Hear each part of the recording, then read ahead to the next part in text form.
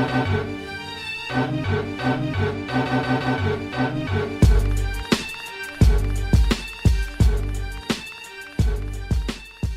what's up? And welcome to episode 58 of Throwback Hoops. My name is Rob Clayton, and joining me is Woody V. How's it going, mate?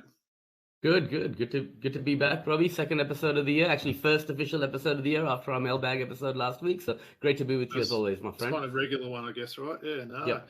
Great to be back here, mate. Just a reminder before we get into it, just please make sure you like and subscribe on YouTube or wherever you find your podcasts. Let's get into it, Woods. As we always like to do, we'll start off with our jerseys for the week. So you're wearing a pretty random one there with the hat and the jersey combo there. So, yeah, why don't you take us away? Yeah, sure. I'm just going to stand up quickly. What are you standing up wearing? The bright orange Charlotte number 50 Emeka Okafor jersey. Nice one, Woods. The Bobcats. I still feel like I always get confused whether they were the Bobcats, the Hornets, whatever. So they were the Bobcats, obviously, when he was there, right? Yeah, draft day hat this is actually, which I got nice. While I was over there in the States. So Emeka Okafor, someone I really liked. Just a little bit about him. He was selected second overall in the first round of the 2004 NBA draft to the Charlotte Bobcats. He went to UConn, had an illustrious career there, and then played for the Bobcats, Hornets, Wizards. And then he had a really serious neck injury, one very similar to what Aaron Baines had. And obviously with neck injuries, it's not easy, right, to come back. Very serious injury. And he did make a comeback to the New Orleans Pelicans in 2018, played spot minutes there. I think it was his goal to just get back onto the floor after that serious injury. And then actually finished off his career with a couple of years in Korea, Robbie. But you talk about him and, he had a pretty successful career. I thought he would go on to be a multiple-time All-Star, but he ended up playing, 12 seasons in the league, I think it was. Well, only 10 seasons in the league, actually. Obviously, with a few years off in between. Between 2013 and 17, he didn't play. So that was a long time out of the game. Yeah. He was robbed by that injury, but I think he also won a bronze medal on that infamous 2004 Athens team. Had a great game, a guy who could block shots, run the floor. What do you remember about Emeka? Yeah, definitely was always a great defender, wasn't he? And yeah, I remember that injury now you're talking about it now. And look, honestly, those neck injuries are just something that you just don't want to see anyone go through. You see people come back from various back injuries and stuff, but yeah, neck injuries are no joke, aren't they? So yeah, definitely a handy player, wasn't he? You're probably right. Probably those injuries did rob him of, potentially being, an all-star later on in his career there. And yeah, great that he did manage to come back as well. So yeah, certainly a name I hadn't thought of for a while. Was saying before we started off air, obviously remember the more recent Okafor, someone whose career didn't quite pan out. I mean, I don't even know where he's playing in this day and age. Maybe we could do They're cousins. Yeah, okay. Yeah, and Emeka also appeared on an episode of One Tree Hill. So, yeah, nice. There's a little bit of pop culture for you as well. Yeah. Fun fact. Oh, good stuff, Woods. Well, I thought I'd sort of maybe go back a little bit to the 90s today. So I'm doing the double jersey combination. So today, hanging up behind me is an Isaiah Ryder Jr., known as JR, double. So he's hanging as his red champion Hawks jersey. So pretty random on that one, Woods. It's not something that one you see very often at all, the red one. And I'll stand up and show you the one that I'm rocking today. Robbie's wearing the classic Minnesota Timberwolves East Bay Funk Dunk Isaiah Ryder jersey. He was wearing that when he did the East Bay Funk Dunk, wasn't he? Exactly right. He sure was wearing that one. So, yeah, I was actually watching some of those dunk highlights today. I was actually, before I go into it, that East Bay funk dunk as well. I'd never seen someone go through the legs until he'd done it that time. It was amazing, wasn't it? I think the judges gave him a 49 somehow. I don't know what they were doing with that. I don't know how it wasn't a straight up 50, but yeah, just a little bit on JR there, Woods. So obviously I'm rocking the blue T-Wolves champion jersey today. So pretty plain jersey, isn't it, this one? It's not the most exciting one in the world. I know they did wear, I think, a bit of a throwback to this one more recently. But yeah, a little bit about JR. So played 9 seasons in the NBA after getting drafted by Minnesota at pick 5 in the 93 draft out of UNLV. He went on to play with Minnesota, Portland, Atlanta, obviously where the jersey is, and where he was a part of a trade that the Hawks fans hated there, Woods, was Steve Smith. That was something that the fans were really unhappy about at the time. And Lakers, and he rounded out his career with Denver. So his accolades are an NBA champ with the Lakers in 2001. I think a lot of people might have forgot that, and the reason they may have forgotten it because he actually wasn't on the playoff roster. He played for the Lakers during the regular season, was left off the playoff roster, but still managed to get a ring there for his collection, which is pretty cool. Also made the all-rookie first team. And of course, as we mentioned at the start, he was a slam dunk champion '94, which was actually in Minnesota as well, which was pretty cool. So, as you said, Woods, this is the same jersey he was wearing for that East Bay Funk dunk in '94. Look, his career was possibly not as long as it could have been. Obviously, he had some behavioural problems with most of the teams he was on. He had various arrests and drug issues and things like that. Actually, spent a little bit of time in jail as well. So that was probably maybe the reason why he didn't have a longer than a 9-year career. But no bobbleheads or anything for J.R. Woods, but thought it was a pretty good time to take a bit of a trip down memory lane and talk about someone that was a very iconic 90s player, wasn't he? Certainly someone that people will remember from that time. Well, Robbie, he's mellowed out a lot in his old age, with all those off-court issues he had during his playing career. You see him now doing a bit of radio work, propping up, and you can see that he's got his life back together, helping the youth as well. So it's really good to see that he's in a good place now after having some troubles throughout his career. Exactly right. And mate, they can look back and say, look, a 9-year career, an NBA championship ring. So, it was still pretty successful in the end, wasn't it? And certainly was a highlight reel player. I honestly don't remember him that much for the Hawks during that time. I was obviously, a bit upset being a Steve Smith fan, and we did trade him for JR there. But I don't think he was performing that great with the Hawks at the time. But all right, good stuff, Wood. So a bit of a trip down memory lane with those. Huge draft as well, that draft, man. One of my favorite draft classes. Yeah, well. That's right. So, It was a good one. Definitely. All right, nice one. Well, I thought we might sort of get into some quick hits to start us off this week. Woods, what do you reckon? Sure thing, man.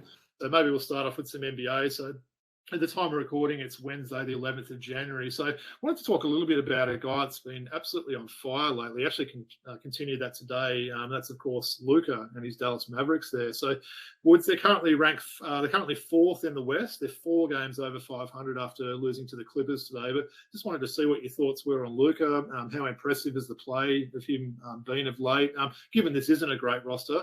And do you think he can be a legit MVP this season?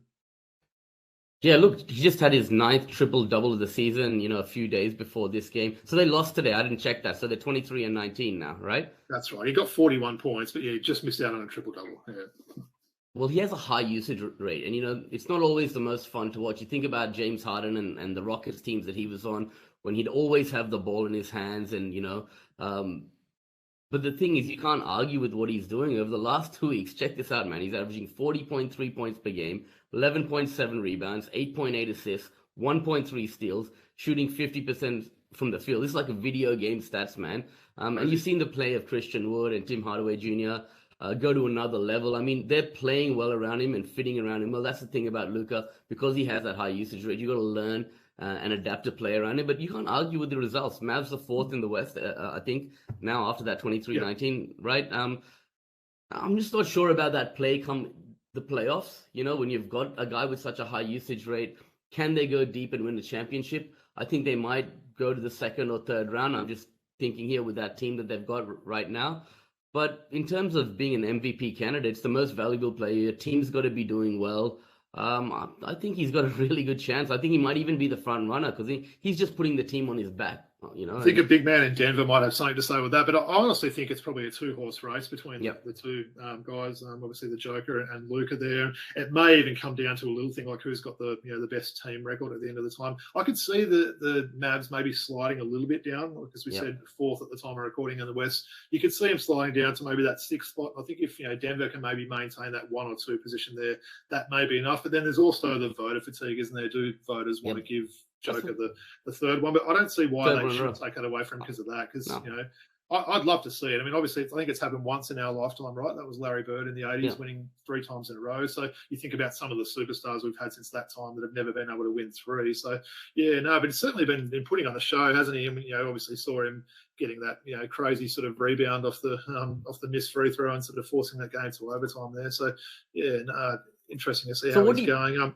What do you think? Do you agree with me when I talk about these high usage rate teams which have like your Hardens, your Doncic, and just like dribbling the ball a lot? Can they go and win a championship, right? Yeah, I mean, look, it'd be very like a massive ask to see that team go that far, wouldn't they? I mean, I don't think they've got a lot of trade chips either, so I'm not sure they've got sort of people they can dangle out, before the trade deadline and potentially try and upgrade the roster. So I think clearly it is a worse team than last season. You can see what Jalen Brunson's doing in New York. Sure. Yes, they did add Christian Wood. They added JaVale McGee, and I think you could say that's probably not quite worked out. Obviously, I think they signed him on a multi-year contract and just hasn't been looking that good there.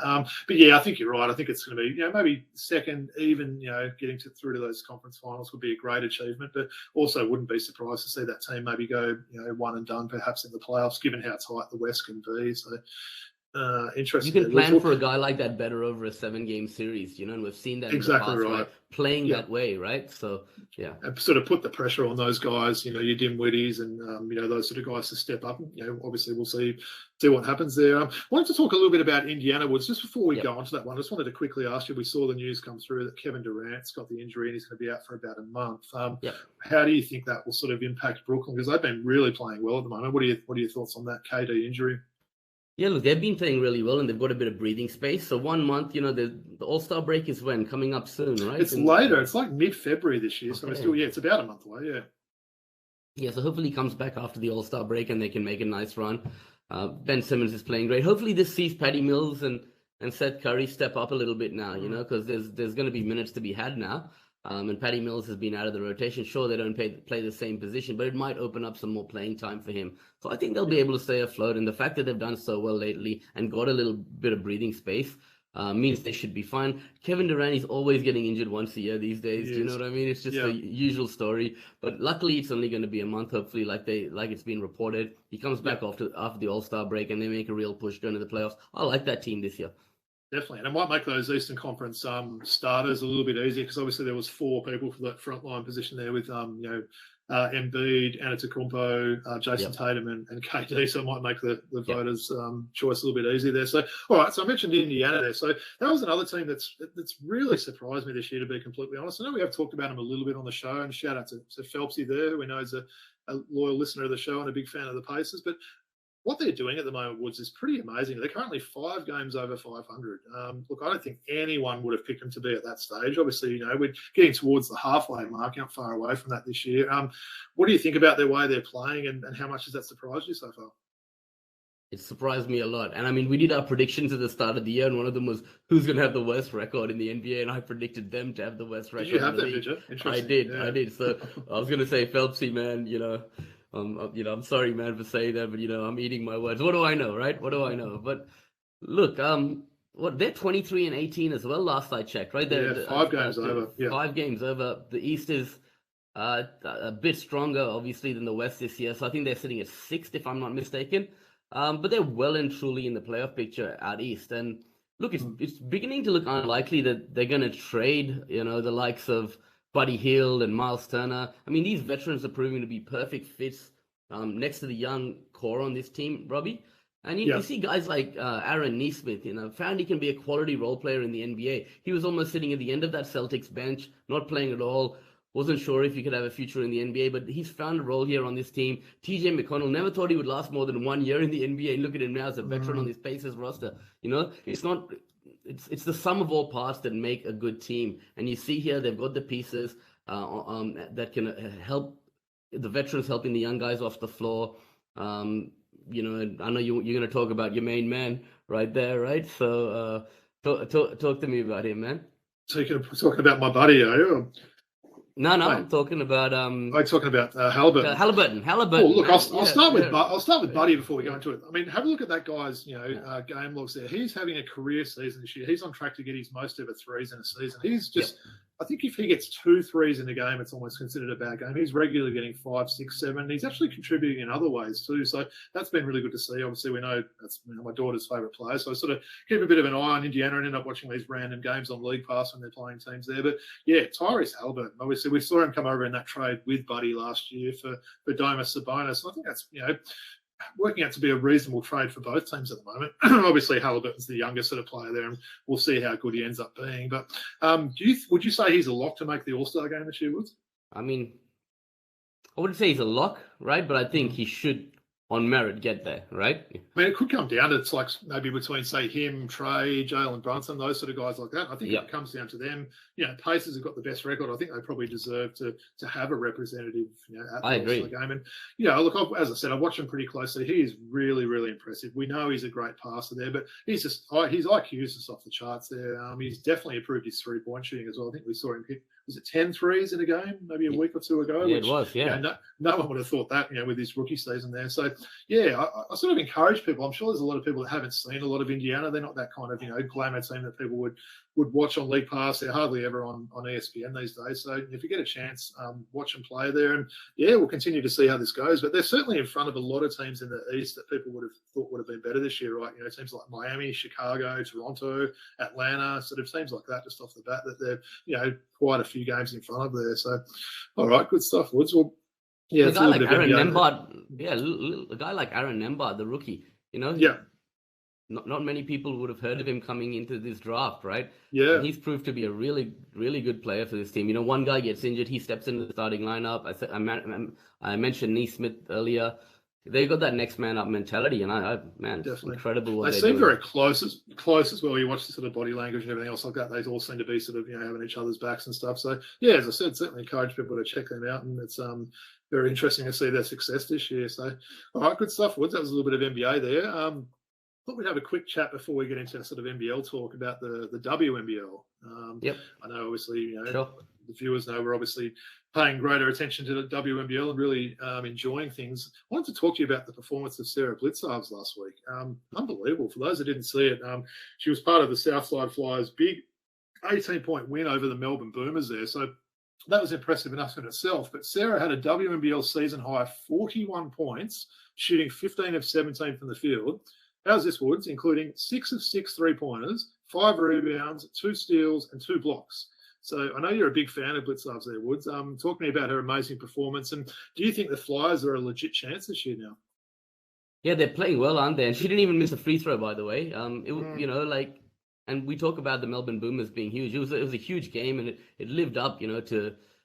I think they won by 18 in the end, but it was closer than that early on, right? But just some big names in that game, both those teams, right? Yeah. She was putting on a clinic, shooting at a ridiculous clip, using all that experience. That was a career high for her. She really stood out. I guess it was a really physical battle on both ends of the floor. There was multiple lead changes, as I said, until they broke away at the end. But look, I think Bendigo lost 2 games in that round, right? If I'm not mistaken. I think they did. Yeah, they lost to the Boomers later on, and they lost to They lost to Southside. They had a blowout to Southside, right? Yeah. I think they lost by 50 points or something. Was that right?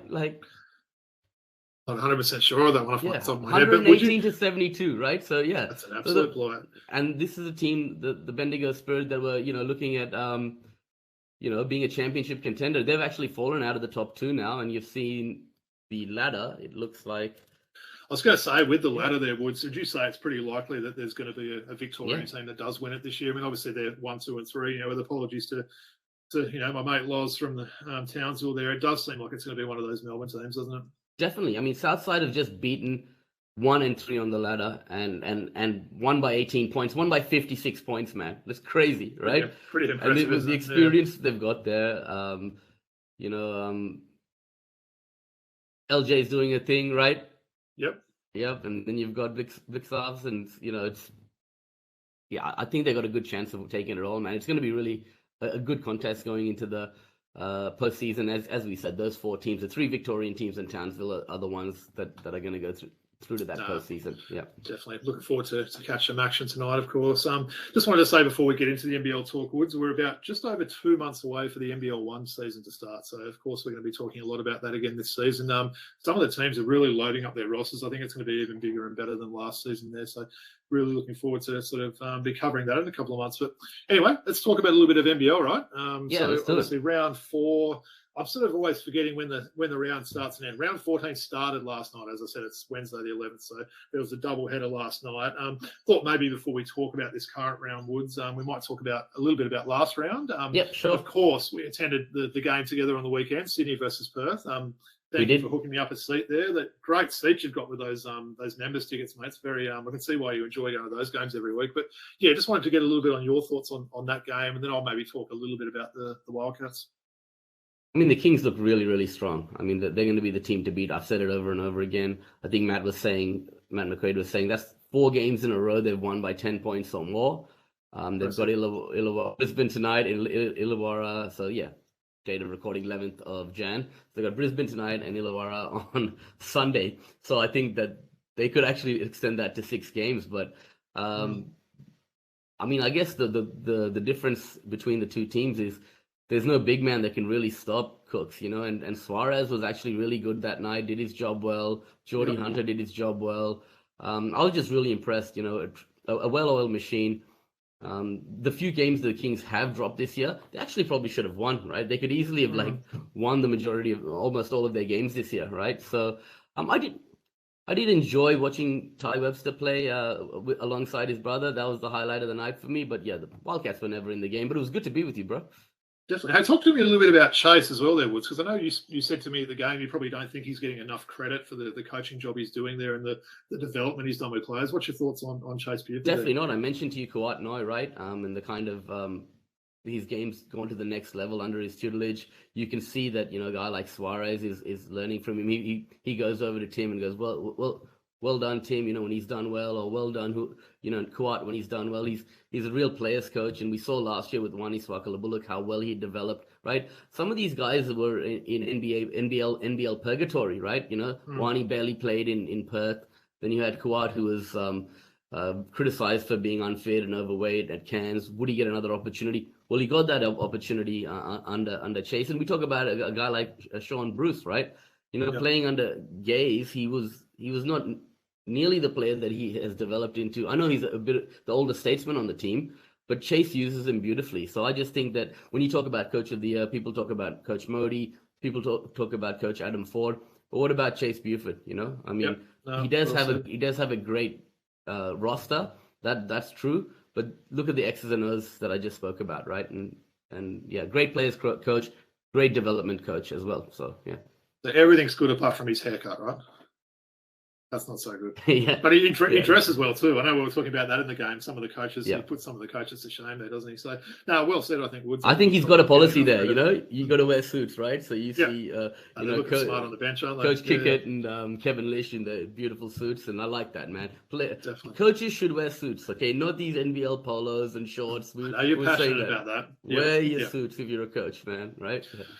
All right, so my say on the Wildcats, Wood. So I probably calmed down a little bit since that game on Saturday. I was pretty grumpy on the way home, wasn't I, in the car? And obviously that win against New Zealand last night, you know, really sort of cheered me up there. It was nice for Perth to get home. They actually hadn't had a home game for, I think it was a little bit over a month there, so a little bit of home cooking. Went home and got a big win against New Zealand last night. But I guess just a couple of thoughts just from watching that game live. You know, it's the first time I've actually seen Perth play in person. I know he played a lot better last night, but I was very disappointed in Brady Manick. We know he's kind of got that one role, doesn't he? And that's being a shooter there. But I was kind of just a bit disappointed by his overall game, watching him in person. As I said, we were sort of really close up to the court there. Found him a little bit lazy at times. Feel like he doesn't perhaps use his size as much as he should. He got 9 rebounds last night. I think he's only averaging 4 rebounds for the season there, Woods, that's pretty ridiculous, right? You think someone his size should at least be able to get 2 offensive rebounds a game, let alone, you know, a few defensive boards there. So that was probably something that stood out. And I think obviously the questions were answered last night about those 3 veterans on the Wildcats. We see, you know, Norton, Wagstaff and Blanchfield.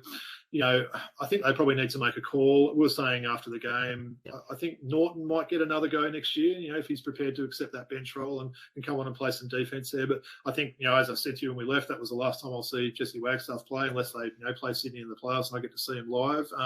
And I think, you know, Blanchfield is clearly sort of on the outer there of his NBL career. But I think it is a team that does need a little bit of an overhaul next year. It wouldn't surprise me if they made, you know, maybe 5 or 6 changes or something like that.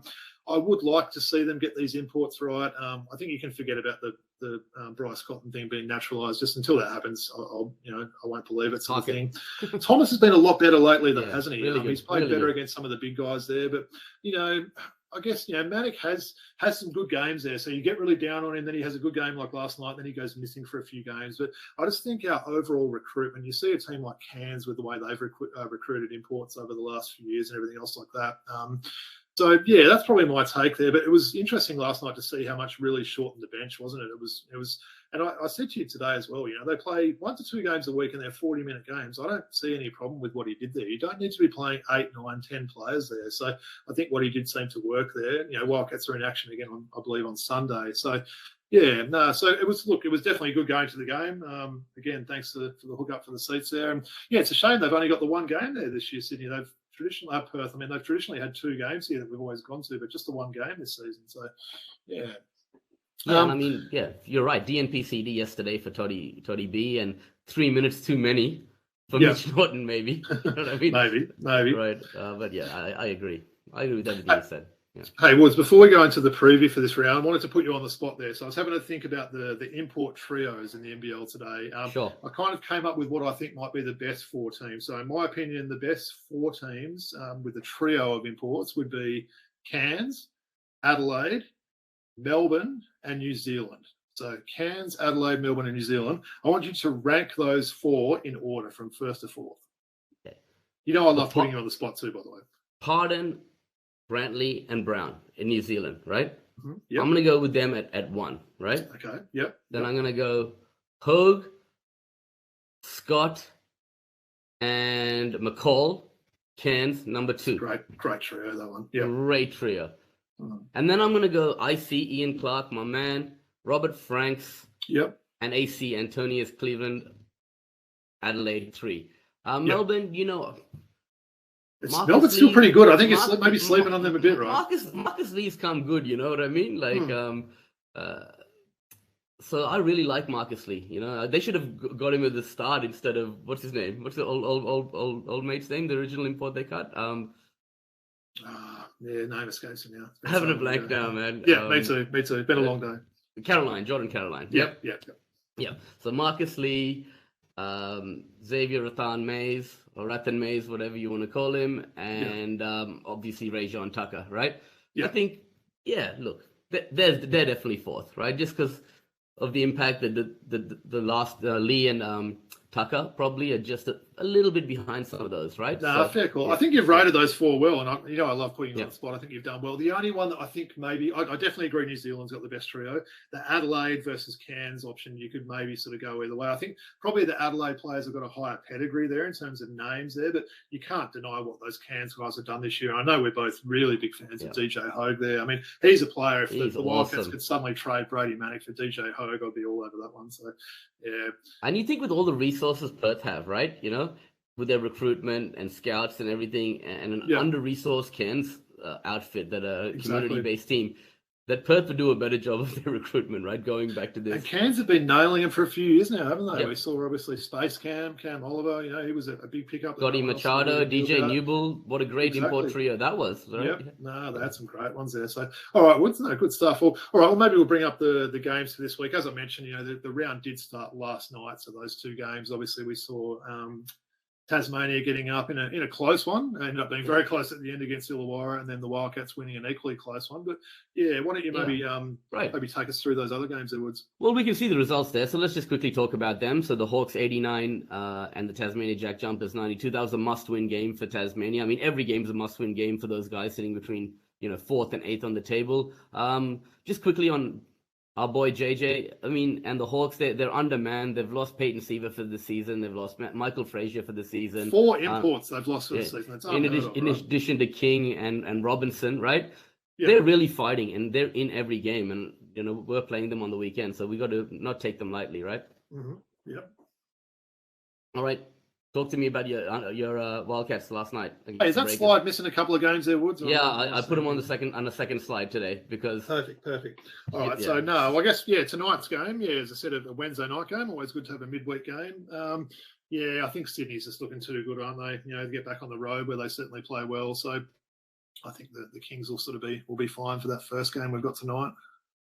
Yep, definitely. I will go with I'm going to go with Melbourne to beat New Zealand. Ooh, yeah, Melbourne's playing well. They're on a roll, man. They're on a roll. Yep. No, I so think just if, Mel- quickly, if yeah. I was going to say, if Melbourne win that one, I think they'd be level with Southeast there as well. They have the pretty much the same win total there as well. So it's a big game there. New Zealand, obviously played a couple of nights ago. It's not a long time between games there. A pretty reasonable road trip they had to do to Perth there. So Robbie, just before we move on, man, just let's go back quickly. Speak a little bit more about that huge win last night, right, and how much it meant to the Wildcats against the Breakers. it was really big, wasn't it? Shout out to those Perth fans there. I think they had 11,500 on a Tuesday night, which was just amazing there. But yeah, it was a big one, wasn't it? I think they moved up from 7th on the ladder to 5th, which was just huge. I was looking at 7th on the ladder after that Kings game, like, man, I'm getting a bit concerned. I know we've still got to play Sydney twice, I believe, both in Perth. I think we've sort of had our fair share of the Illawarra and Brisbane games now as well. So yeah, really big win. I think it's going to be one of those things where the ladder can literally just shake up like that. As I said, they moved up 2 spots from 7th to 5th last night. So yeah, really big win. I went to bed very, very pleased after that one last night. What about the New Zealand fans that were tuning into that game? What time would it have been in New Zealand on a Tuesday night? Yeah, you're right. Actually, it would have been 11:30. I think they're 2 hours ahead. So yeah, you're right. It would have been 11:30 p.m. on a Tuesday night. So yeah, it would have been a few diehard fans staying up for that one. I guess not the most user friendly. I think that was the game they rescheduled, wasn't it? The one that New Zealand couldn't play. So I guess they just had to make the best of it. That's why we got a doubleheader on a Tuesday night, right? That's it. Yeah. All right, let's move on. Tasmania versus Adelaide. That game on Thursday. Yep. That's a big game, isn't it? That one. I mean, obviously, Definitely. real big playoff implications in that game there. I'm going to say Tassie at home wins that one, but yeah, that's going to be a pretty decent one, I think. And we're talking about crowds before as well. How about those crowds that Adelaide have been getting? Oh, man. They've been getting sort of record crowds. I spoke to a mate that was at the game there on the weekend, and he was saying the atmosphere and everything was just incredible there. He was just blown away about how good the game day experience was there. So yeah, shout out to the Adelaide fans. But they got a good roster together. They do, yeah. I think they've made a few good changes. I think CJ's coaching pretty well. He's had his knockers in the past, so I think he's coaching pretty well. But I'd say Tasmania will get that one in a close one. Yep, nice. All right, so because there's so many games this round. It's a record round, isn't it? I think there's 11 games in, 6 days or something, which is probably the biggest round of the season. Yep. So you got that. They are going to Cairns and Illawarra. Cairns to take that one out on Friday night. Probably quite easily. If Pinder's going to be back for that one? I think Pinder will be back, but they might take the cautious approach on him because they're pretty much locked in now, right, to that. But they want to be pushing for that top 2 spot, so they don't have to worry about that play-in and get a guaranteed playoff berth. So I'd be playing Pinder now if he was healthy, even against Illawarra, because as I said, they can beat anyone on any day, and they scared Cairns the other day, without Keanu. So I'd be playing Keanu. Yeah. All right, moving on. Brisbane versus Melbourne, which is on Saturday. Yeah. Yeah, I mean, it's hard to pick Brisbane at the moment with the way they're playing, isn't it? They're a pretty frustrating team to watch, I find, as well. I actually quite like watching Illawarra, but something about Brisbane I'm just not really enjoying at the moment watching them. A lot of complaining from their players is probably the main I don't think they like watching them either. No, you're right. Look, I'll say Melbourne will be too strong. And look, if assuming they win that other, that's their only game, isn't it? No, they got New Zealand. They got New Zealand. That's right, New Zealand, of course. So look, they could be on a high if they win that. And coming in, if they win both of these games this round, I mean, that really puts them back into playoff contention. Definitely. And then your Wildcats at home against Adelaide. Yeah, that's the open air game, that one. I think I heard that they're expecting like 25-kilometre-an-hour winds or something in Perth for that game on Sunday. So, yeah, hopefully that doesn't impact the game there. It's going to be a good sort of spectacle to see the roof open. But, yeah, great game again, isn't it? Look, I'm going to say Perth, but, I mean, saying that, are Adelaide really going to lose 2 road games there? So, they're probably going to potentially get one of those road wins. So hopefully they can beat Tasmania and we can beat them. Yeah, well, you picked Tasmania, right? Yeah, true. Well, I think Stewie, our good friend's going, potentially Nate as well, right? They were saying on our group chat. Shout out to the lads, yep. Okay, moving on. This is going to be a huge game. This is going to have implications for 2 and 3. New Zealand versus Cairns. I'm going to tip New Zealand to go on a bit of a free fall here after that loss yesterday. I'm going to tip There's a couple of teams playing 3 games, isn't there, this round, Woods? It's something we very rarely see in the NBL. But, yeah, look, two of those games are at home. But, yeah, that should be a cracker. And you wonder with someone like Pinder, if he does come back, potentially they might play him in one of those 2. So it's hard to predict which one. But, yeah, I think you're probably right. I'll say New Zealand will win that one. I was saying Cairns will win that one, and New Zealand will be You in a reckon free fall. Cairns? I think New Zealand will win. You're just a Cairns Okay, home, fine. that's why. Yeah, I'm being a bit of a homer here, but I'm hoping New Zealand lose. I don't think New Zealand personally will win 2 in a row at home. I think that's probably a bit asked with the team and the way Pardon's playing, especially. Hey, just quickly, what are your thoughts on Barry Brown there, Woods? He was doing some pretty funny stuff last night, jacking up shots, barking at the coach and stuff like that. He's an interesting player, isn't he? He's a character. I mean, he's always got a lot to say. He's never short of a word, is he? Nah, for sure. I like him though. He's got charisma, man. So yeah. But you were saying he might be gone. I reckon it might be a one and done season for him somehow. Yeah. Right, for sure. All right. Next one. I'm going to be going to this game. It's the double as well, with the Flames on at 2:00 and the Kings on at 4. Nice. So I'm going to enjoy the double header, and I mean, we got to be wary of Illawarra. Tyler Harvey. Last time the imports were out, Peyton Siva was out as well. They only had Harvey, and it took a buzzer beater from Brucey to put the Hawks to sleep. So we got to be wary there of the Hawks, man. It's the freeway series, and they're always our arch nemesis. So I'm still going to tip Sydney on that one, though. Yeah, absolutely. All right, last game of the round. I mean, Southeast Melbourne, very injury depleted. So talk to me. That's their only game, isn't it? I think Southeast. Yeah, they've the last game of the round, so basically one game. So they might get a chance to get some of those guys healthy. But yeah, you think Southeast would be too much for a really free falling Brisbane Bullets team at the moment. No, I'm with you. Good stuff. Well, yeah, certainly looking forward to it. I mean, so many games to follow. There are 11 games in 6 days. That's going to be a huge round. All right, Woods, that's the NBL wrap there. Something we haven't done for a few weeks, obviously, with this Christmas break and everything like that. Yep. Let's do a little bit of Hawks talk. What do you reckon? Let's do it, man. So, yeah, I guess at the time of recording, the Hawks are 19-21. They've recently just got back from a 4-game Western road trip, where they ended up going 2-2. Probably should have gone 3-1 had they maybe boxed out a little bit better against Golden State. But, yeah, what were your thoughts on that road trip, Woods? How do you think we're looking at the moment?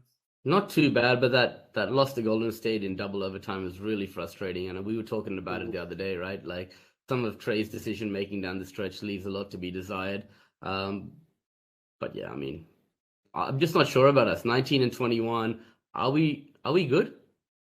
I think we've had our full roster, or that full starting 5, potentially one game this year. Woods, that's something that's in the back of my mind. Capella's obviously missed a few games now. We know Double O, has stepped up. Okongwu and played pretty well, but we need Capella back in that starting lineup. I think.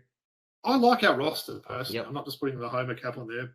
I do like the roster. I think we need to get a little bit of a run on now. I know January is quite a tough schedule for them as well. There's not a lot of home games, but yeah, I think 2-2 was probably decent to end that road trip, right? Yep. They've got could have easily been 3-1, as you said, though, right? Yeah. Exactly. Yeah, the only game that was bad was obviously that Lakers game, but they finished off pretty strongly against the Clippers.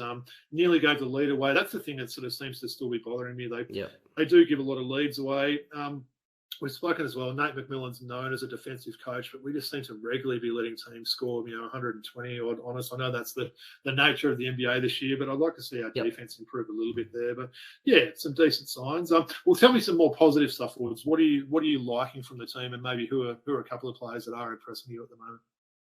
Well, if the Atlanta Hawks are going to reach their ceiling, what's really important is the continued development of DeAndre Hunter. And he's the former 4th overall pick. But he's had a bit of an inconsistent season so far, right? He's averaging a career best 15 points per game, but we've seen his efficiency from beyond the arc fall a little bit on a team that needs it. But look, he's taking slightly few less threes. A lot of those looks are coming off the dribble now as opposed to catch and shoot, so maybe that's the reason why. But his calling card's always been his defense, and in the Hawks win over the Clippers, he showed why by going, toe-to-toe with Kawhi Leonard. So that was just brilliant the way he played against Kawhi. So I think that's going to be a really big factor in us going to the next level and making some noise in the playoffs if we can get there, right? But I think he's a vital cog in it. Can I hear some Derek Favors as well? I knew you'd be happy about that. I messaged you today. Obviously, for those that haven't heard of him, the Hawks signed him to a 10-day contract today. So veteran Derek Favors. He's a local guy. He played his college at Georgia Tech, I believe. But what do you think Favors could offer the Hawks bench there? Definitely. I mean, Capella's injuries have been up and down, right? Just a guy who brings experience as well, I think it's a 10-day contract, right? I think they should consider making that full-time, right? And keeping him on the roster. To have that old wise head on the team doesn't hurt. And recently, as a few years ago, he was still contributing well, in that You saw how well he played with Joe Ingles in Utah in that high pick and roll action. There's no reason why he can't come and play spot minutes off the bench and have a good working relationship with the likes of Trey, right? So any concerns, Woods, that he has been a free agent for a couple of months now and no other team sort of took a look at him? Is that a worry at all, do you think? He's only 31 though, right? I think the thing about Favors is he's a great rebounder. He's an above average defender, not a great shot blocker. Doesn't stretch the floor to the 3-point range. Well, he doesn't take very, very few, right? So, I mean, what's in the market is looking for a guy, a big who can stretch the floor, shoot threes, and block shots. Favors is old school, workman-like, blue-collar guy, likes to get rebounds, set screens, roll to the basket, right? There's less of a need for that. So I think that's probably a reason why he hasn't been picked up so far, but it doesn't mean he can't contribute in this league still. As I said, at 31 years of age, sure, his best years are behind him, but he still has something to offer to the game, I think. And that could be off the floor, in practice sessions, helping some of the younger guys like Okafor and stuff. I see no reason why he can't. The Hawks can't benefit from his presence on that roster. Well said, Woods. I know the Hawks have got Milwaukee tomorrow, and Milwaukee's certainly been struggling a little bit lately. We saw the Hawks beat them maybe a couple of times this season, if I'm not mistaken, as well. So that's another big game. Just got to start edging closer to 500 now. We're 2 games under. We've seen Miami get another win today, so they're starting to move up. Even Chicago's looking a little bit better of late as well. So got to keep in contention with those teams. And I still wouldn't rule out Toronto as well. You could see them making a run if they get healthy as well with the roster they've got. So a big few weeks coming up, I think, there. But good stuff, Woods. Well, a little bit of a Hawks talk. We haven't done that for a while. So something else we haven't done for a while, I know people love to see us do, is some classic packs. So I know you got a bit of an order in the mail, Woods. I think you were a bit disappointed. What ended up happening with that? Maybe tell us what happened with this order with the packs. Huge order, 100 Australian dollars, 120 or something. 100 packs. I thought it was 100 packs, right? But it was 100 cards. So I ended up getting about 8 packs for $100, which is like, I normally pay $6 or $7 for a pack. So look, whatever, paying $10 a pack, whatever, it's $3 extra, right? But I was really excited. I think this is a deal too good to be true. And I emailed the guy and it said huge 100. It didn't say packs. It didn't say cards. I must admit, right? But the photos of hundreds of packs, right? So it gives you the image, right? And you think. But anyway, I got some really good packs. And so what we're going to do today is the inaugural edition of the Skybox cards. The very first, I think from memory, they were $89.90, if I'm not mistaken, Robbie. Okay. Let me just double check the. Certainly always a way you check that off. Yeah, certainly always a nice looking pack of cards, aren't they? With obviously the artwork and lots of colours and everything on there. Then, so a bit of a shame. I actually thought that might have been a too good a deal to be true. To be honest, it was. So 1991. I know our boy Stu loves this pack. So Stu, this one's for you, man. And it's the series too.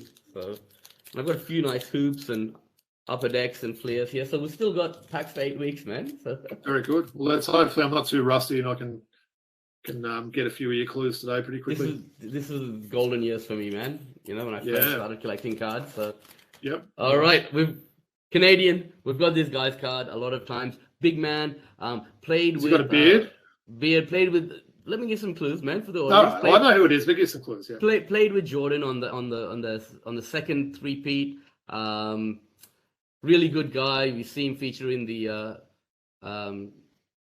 Jordan documentary, right? Yeah. Who am I speaking of? Of course, we're talking about Big Billy Wennington. I remember him having a really nice tip-in dunk on a top 10 players at NBA action once as well. Yeah, had some time with the Kings as well. So. Yeah, that's with the Kings, that one. Yeah, so Big Bill Wennington with the running left-hand spike with the ball on fire. Gotta love that. They are pretty cool cards, those ones, aren't they? Yeah, and he was show me the back of those, Woods, just so we can see what the back of those look like. Nice. Yeah, and he was great in the documentary. Really enjoyed his interviews and his insights, right? Okay, teammate of Michael Jordan in North Carolina. Great LA Laker. Played his whole career. Another teammate of Michael Jordan at North Carolina. Played his whole career at LA. Multiple-time NBA All-Star. Big game, James Worthy. Nice. He was a great player, wasn't he? Someone that gets a little bit forgotten about, doesn't he, with the great career that he had. Yep. All right, underrated guard. Played for the Timberwolves in the alongside. Oh, who did he play with? Can't remember who his backcourt partner was in that year. But 1991.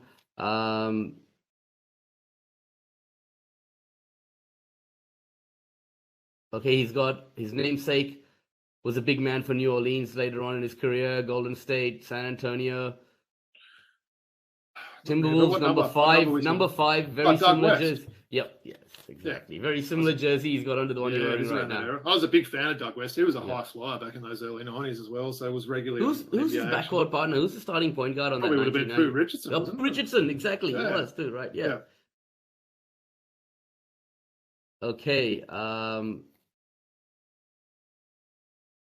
Number 20, Pacers forward, 6'6". The mayor, Fred Hoiberg? No, it's a little bit before that. Had a very modest NBA career. Put up very modest stats.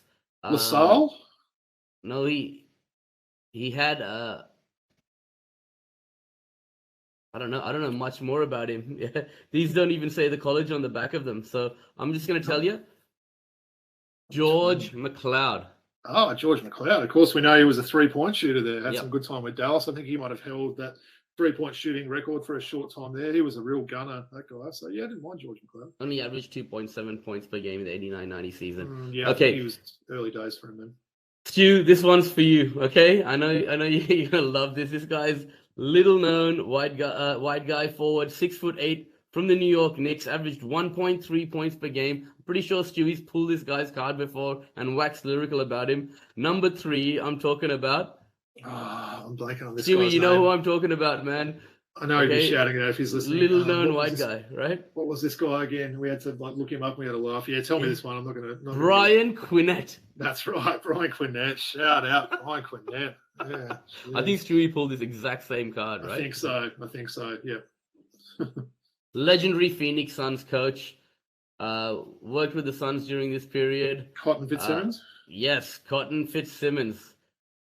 And this is what he said. The Phoenix Suns... Hey, Woods, I think you could say your thing about him. I believe Cotton is no longer with us, but yeah, I know you like to kill off these old coaches. I'll just read this. The Phoenix Suns are for real, and we plan to stay around for quite some time as a force in the Western Conference, which they still are today. If we can improve and become more consistent in some areas, the Suns might be able to take that extra steps and play in the NBA Finals one day.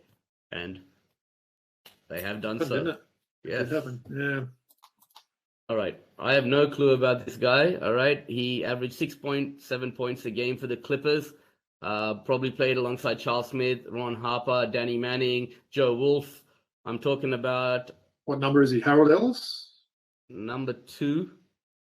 Not Rory Sparrow. No, I'm talking about Tom Garrick. Wow.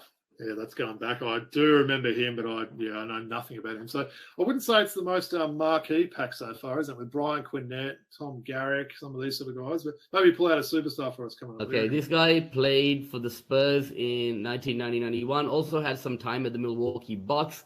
Was a microwave off the bench. Could really get it done. Great sixth man, 6'5" guard. Number 8 on the Paul Spurs. Pierce? Paul Pressey. Paul Pressey. Yeah, I got the Paul right. I know what you meant. Nice. I know what you meant. Yeah, he was a good player, wasn't he? Yep. Yeah. Did have some good years at Milwaukee, right? Afterwards? Yeah. Yep. All right. Another veteran, high flyer, 6'2" guard, but he could go upstairs and dunk it. Number 12 for the Philadelphia 76ers. I'm talking about none other than. You're stumping me on a few of these this week. Number 12 for Philly. Johnny Dawkins. Oh, Johnny Dawkins. Okay, yeah, the left-hander out of, I think he might have been a Duke player from memory, I think. Man, this is a really average. I wouldn't say Johnny Dawkins is a high flyer. There was, I think you might have thrown me on. Yeah, sorry, I'm confusing with. You're thinking Daryl Dawkins. Daryl Dawkins. Johnny Dawkins definitely wasn't a high flyer. My bad. I'm confusing the two. Yeah. No, all good. He did go to Duke, so at least I got something there. Yeah. All right, Denver Nuggets guard. We've pulled this guy's card before. 4.9 points per game. I'm pretty sure we pulled his card when Gazy was on our show. I can't give you much about him, man. No. Can't give you much about him because they don't have the colleges on the back here or anything about him. Jerome Lane. Oh, yeah. Pooh Lane, I think his nickname was, right? I'm not sure. All right. This one's a good one.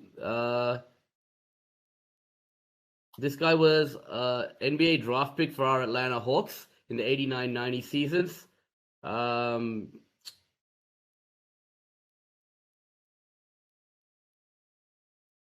Doesn't even say what college he went to.